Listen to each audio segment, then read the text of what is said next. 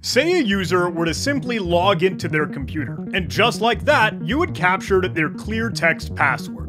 Now, let me say, this trick is a couple years old. It's not new, it's not novel, but it still works. And it works because it's taking advantage of the natural and normal features and functionality of the Windows login process. Stealing passwords like this is by design. Because when you sit down to sign into your computer, a lot of different things are happening. There's hashing, there's checking, there's validating, maybe there's data flying back and forth between a domain controller and an Active Directory environment, but ultimately, Windows, or specifically winlogon.exe, presents this graphical user interface to you for you to type in your password. And it communicates with LSAS, the Local Security Authority Subsystem Service. That's what you normally hear about when you're talking about, stealing credentials or passwords, maybe with tools like Mimikatz or what have you. But this is a little bit different. Because something else that WinLogon does is actually interact and communicate with a client program called mpnotify.exe. It opens up a remote procedure call and starts a communication channel where it sends the password. And mpnotify reads the computer's Windows registry to see how to interact with different network providers. These network providers are all set up with different DLLs, or dynamic link libraries. So what's to stop you, maybe an ethical hacker, penetration tester, red teamer, or whatever, security researcher, to create your own rogue DLL and listen in on and steal their passwords? Now, credit where credit is due, this all comes from the incredible research from Gregores Torek. I'm sorry, my friend, I always get your name wrong, but if you've seen other videos on this channel, you know that I'm a huge fan of his work. He puts out a ton of great stuff on Twitter and adds the source code in his GitHub, and I am merely parroting his phenomenal and incredible work. He's also the creator and owner of the persistence.info.github.io resource, which is super cool to see, hey, techniques that you might be able to use to maintain access and install persistence mechanisms on a host or endpoint. And that's actually where some of the inspiration from this came from. Actually, there's an entry for mpnotify, and it talks about how you can just make some registry changes to add these hooks and claws. Now, note, you do need to have local admin permission to be able to pull this off. So let me add some of those prerequisites. You, as the ethical hacker, red teamer, pen tester, whatever, you need to have gained initial access on the target or computer you want to try this technique on, and you'll have to have escalated privileges to become the local admin. And when we show some tooling later on, that will, by default in its vanilla state, be caught and flagged by antivirus, like Windows Defender. If you are local admin, it's not too far of a stretch to say, look, you can just turn that off, but I won't dive into all that, I just want to show you this technique. Now, before we get to stealing passwords, this small little tidbit for mpnotify might be a cool little Easter egg or breadcrumb, again as a persistence capability. If a user were to successfully log in, you could trigger, fire, run any other executable or whatever other code that you might like. Again, let me say, this is old, I see this coming from 2022, but if I were to hop over to a Windows 11 virtual machine, I could fire up the command line and actually create a new user for us to be able to play with this and test it out. Let me add a new user, Joe, with a super secret password 123. We'll go ahead and add that account. And yeah, that's fine. I don't care about older than Windows 2000. Now, I have admin privileges, so I could open up regedit and make some changes to the Windows registry. We want to go navigate to this registry path, HKey local machine, and actually under software, we could drill down into Microsoft, and they have an entry here for Windows NT. Scrolling way down to the bottom here, Windows NT. In the current version, if we actually explore WinLogon, here's that, we could see all of these values that already exist. But we could actually create another value here. If I were to right click and create a new string value, this could be called mpnotify, and then we could set that to whatever program we want to run. You could have this be your malware, your payload, your beacon or implant, whatever. For the sake of showcase, I'll just go ahead and make the Windows command prompt fire up with cmd.exe. Now, when we create this registry key, winlogon.exe will actually execute our specified and designated program. Let me show it to you in action. Let me go ahead and sign out here. Now, fingers crossed, if I were to try to switch user, just using Joe, our demo account here, with our super secret password 123, hopefully, crossing my fingers, we'll see the command prompt open up. But, we don't. So something might have gone awry. And actually, let me switch back over. Let me sign out of Joe and sign back into John, because I think there is one other puzzle piece here. At least when I've been testing this with Windows 11, on Windows 10, it seemed to be pretty reliable, but I think there's another little ingredient when I'm working with Windows 11 here. If I were to actually get the registry editor open once again, actually in an entirely different path. I know we were here in HKey local machine software, Microsoft Windows NT current version WinLogon for our MP notify value. But if I actually go into a different spot, let me bring us to system, current control set, control, I believe it's network provider, and then order. This is the location where you could specify what order of network providers will MP notify actually work through. Now, I don't know, I'll admit, I genuinely don't know. I'd love to hear your input in the comments. Maybe you've done the research, I haven't quite yet, but I'd love to be schooled. I believe this provider order is where maybe there's some data already cached because this might have been done previously. But if we were to actually add in anything else, like it could be totally fake, it doesn't have to exist, it doesn't need to be real, here's an MS update value I could provide. If this were set, well then MP notify might trigger as it should. So let me sign out with that value set and try to switch into Joe now. Fingers crossed, signing in with the password, super secret password 123. Will we get the command prompt? We do. Okay, now here we are as NT Authority system. So that's full control. That's higher than administrator, right? I don't know, can we full screen this, F11? Yeah, and we could do some damage if we really wanted to. I don't know if this feels like the sticky keys exploit to you or whatever, but here we go. Okay, I made a lot of Joe accounts in testing. There's John H, and I could, putz around for a little bit, but the thing is, this application would kind of just close. It'll die. It'll quit. I didn't touch the keyboard there, because there's a timeout. MP notify will only let that run for 30 seconds. Or rather, WinLogon will only allow that to be executed. If we actually take another look at the persistence info page for this, here's the description, everything that we've just done. If you put MP notify with a string registry value into that registry key, then it'll be loaded by winlogon.exe. But after 30 seconds, the process will die. Now, I had full screen, so you might not have seen it, but this will just slow the logon process down by 30 seconds, but it will log you in eventually. That does mean that your malware, your payload, your beacon, your implant, or whatever would need to be, hey, something that can finish its job in less than 30 seconds, or stage something else. And I know that wasn't our credential password stealing trick just yet, but we're going to dive into that next, at least now that we've set the stage with MP Notify, seeing some of those registry keys. And actually, before we do, please allow me to fulfill a contractual obligation and tell you about the sponsor of today's video, PlexTrack. Here's a question for you. Are you feeling the pain of pen test management and reporting? Trying to juggle data from multiple sources, collaborate on findings, or write a pen test report? All this takes time away from hacking and ultimately remediation. There has to be a better way. With PlexTrack, you can go beyond penetration testing management and reporting. PlexTrack helps you analyze your attack surface at the asset level, action all pen test and vulnerability scanner data in one place, use context-based scoring to prioritize risk, and finally, conquer the last mile of continuous validation. So hey, what does that mean for you? Faster pen test reporting time, better collaboration across teams and with stakeholders, the ability to address high-impact findings faster and more effectively, and proof of risk reduction. As Evan Pena, the consulting leader at Mandiant, said, PlexTrack enables our services team to deliver better reports in less time. Seriously, check out PlexTrack. I have great colleagues who use PlexTrack every day to manage their pen tests, and they're cutting reporting time in half. You can use my link below to learn more and get a personalized demo so you can start reporting less and hacking more. Huge thanks to PlexTrack for sponsoring this video. Okay, now let's get to capturing those clear text Windows passwords. Again, leaning on Grigoris Tworek, Og Tweet, over on his GitHub in his incredible PS Bits repository that has a lot of really cool stuff if you're just interested for research here. There is one folder created for password stealing. Here it is, password stealing. And the original README that you land in, I think, has something for PSpy, some other code previously, but I would like to drill down into his tool, NPPSpy.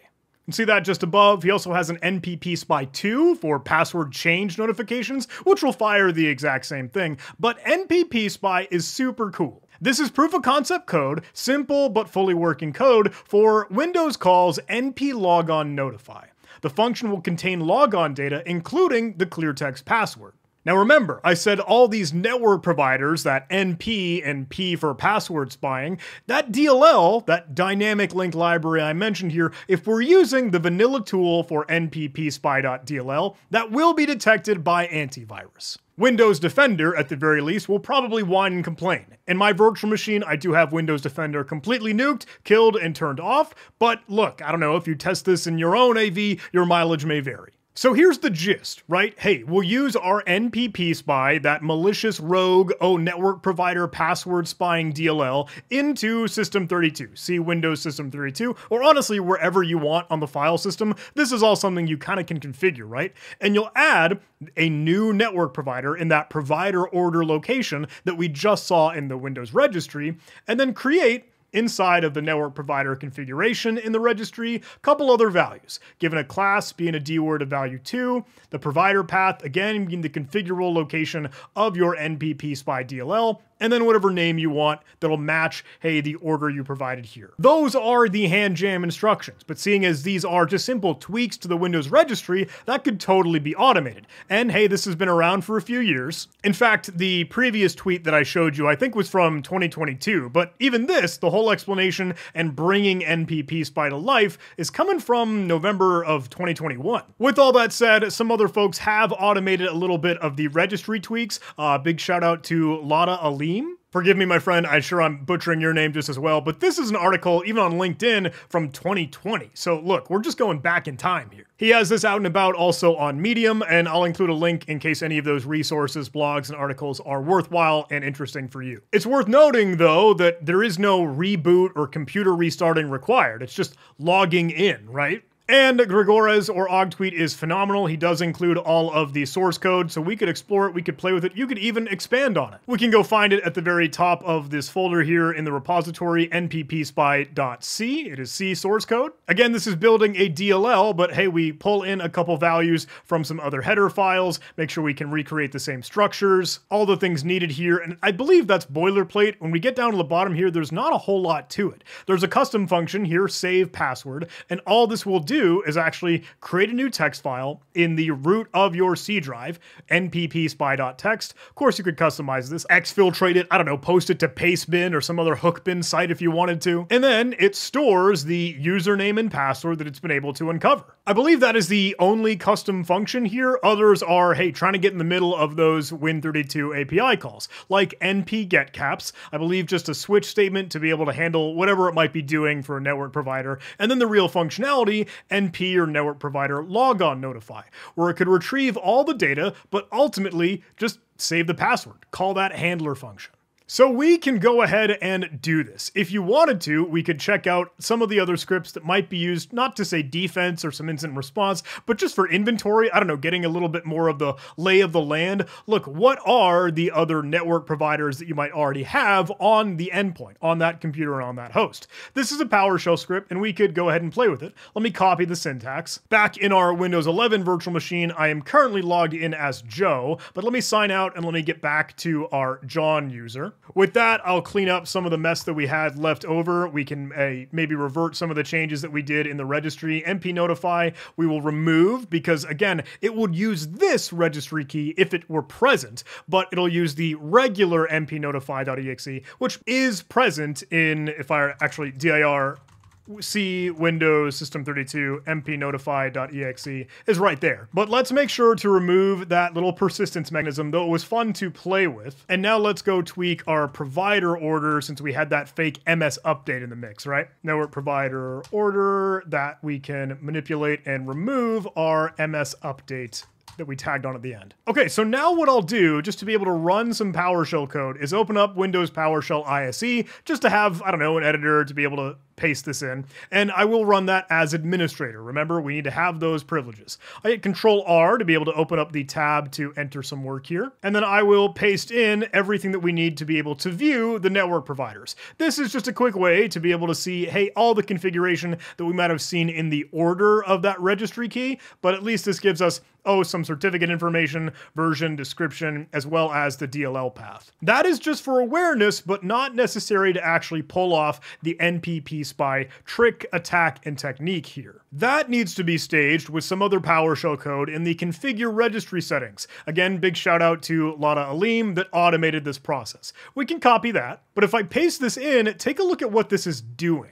Well, we can go look at the code, close out some of these windows so it's a little bit more readable, but ultimately we get the network provider order that we were just looking at, and then we just take its current value and add in our NPP spy. Of course, you can customize this, make that whatever you want, like MS update or whatever. We make that change with the registry, and then we define all of the registry network provider details for the specific DLL that we might have staged here. In which case, our NPP spy DLL that we could drop in System32, again, put it wherever you want. Let me go ahead and run this script so we can configure our registry as it should be. Now, when I minimize this, I am back in regedit. I can hit F5 on my keyboard to refresh and see now that has added our NPP spy entry in the provider order. If you want to go validate that the other keys exist, you can, but I'm trusting that it created it in the script. Now, we could go ahead and compile the C source code ourselves. We could modify it, make any changes, tweak and tune it as we would like, but we do also have the DLL provided. So just for the sake of showcase, I'll go ahead and download that and we can see it in action. Hey, yep, okay, at least Edge whining about this being, potential malware and virus. I'm going to allow it and we can see this in action. So I've opened up my downloads folder and this all had things staged if this were present in C Windows System 32. So let me move over to that directory. With that, I'll hit Control V to paste in that file. Again, at least in this location, we'll need the admin privileges, but you could put that DLL wherever you wanted to on the file system. Now, everything is staged, but remember, the C source code said that we would end up seeing a new file created in C /, just the very root of our file system, nppspy.txt. Now, it does not exist right now, but the moment we let Joe log in or whatever unsuspecting user, those passwords will be stored. When log on, having MP notify, push it out across the network providers, and our malicious NPP spy DLL capturing it, storing it, and then dropping it on disk so we could see that and have it stolen. With all that said, let's see it in action. Let me try to sign out of John and we'll sign into Joe. Okay, fingers crossed. Let me switch to Joe with our super secret password 123. Not so secret anymore, Joe. Okay, logged in. Let me go see. Even as Joe, we should be able to see the file if it has been created. So I'll go to C:// and there it is, our nppspy.txt. Now let me double click on this to open it up in Notepad, and there we go. There is Joe's super secret password. So just a couple registry tweaks, something that we can automate, just a tiny DLL, hey, maybe working with some of those API functions, writing it, and we could modify it however you wanted to, exfiltrate, do whatever. But now we can track down those passwords in clear text. And we got to see that work on Windows 11, right? Hey, modern operating system. I know the trick is a couple years old, but it's still effective and it still works. And we've seen it in the wild, like for real actual attacks. Over at Huntress, my day job, hey, we saw this way back in 2022. I know a little bit dated, but look, clear text shenanigans, gifting user passwords to adversaries with NPP spy. This was put together, hey, blog written by Dre. He's one of our Security Operations Center or SOC managers alongside the analysts. And just for a little bit of story time, I think it would be cool to show you this because look, it is genuinely that NPP spy tooling seen out for actual tradecraft. And there's a quick little recap on everything I've just shown you, what NPP spy is, how it does what it does, some of the tooling, and a little bit more of the explanation. See the same image that I showed previously. But we actually found the DLL staged in lsas.dll, renamed, not NPP spy, and it was modified to store the credentials not in C:// nppspy.txt, but actually in a specific location of the temporary directory. had a totally random name, tempcqof, and they actually had login control, 2 L's, a funny typo, set as the network provider name. You could drill down into all this in the Windows registry, all the same artifacts, indicators of compromise that we've just shown, and that was kind of crazy to see it out and about. But there was an interesting tidbit here, because we saw email addresses included in there. And we're thinking, wait a second, I thought it was just for local Windows accounts. How are you pulling real email addresses? But this was a little bit clever. That NPP spy tooling was on an Exchange server. Turns out, even Exchange-related authentication can be pulled into NPP spy and actually end up getting the clear text credentials even on an email server like that. Pulling all the email addresses and their passwords. Definitely some clever tradecraft for those threat actors, and maybe an extra perk, some undocumented or underdocumented benefits of NPP spy, even in an Active Directory environment. I remember in the Zoom call, like the war room of looking at all of the passwords and emails and credentials in plain text, and it's just like a wall of them over time. And the article ends up, hey, closing out with talking about some more of those indicators of compromise, things you might be able to pull together for different forensic work. Red Ripper in the mix, of course. A lot more detection efforts, whether it's an elastic rule, hey, some of the minor attack techniques, and other behavioral work here. On top of that, it was pretty cool to see Ogtweet and Grigorez Torek acknowledge and respond to that write-up and article. And again, I know I'm living in the past, like this is stuff from 2 years ago, but I thought it would be worthwhile and good education, good showcase, and good demo for you. And hey, there you go. That is one way you can steal Windows passwords, Windows credentials in plain text and clear text from just the Windows login with NPP spy. If it wasn't already on your radar or not added in your toolkit, hey, maybe that's another tool in the toolbox for your red team engagements, for your penetration testing, for your ethical hacking. With all that said, thank you so much for watching this video. Big thanks to our sponsors. Check them out with the link in the video description. And please do all those YouTube algorithm things, like, comment, subscribe, and I'll see you in the next video.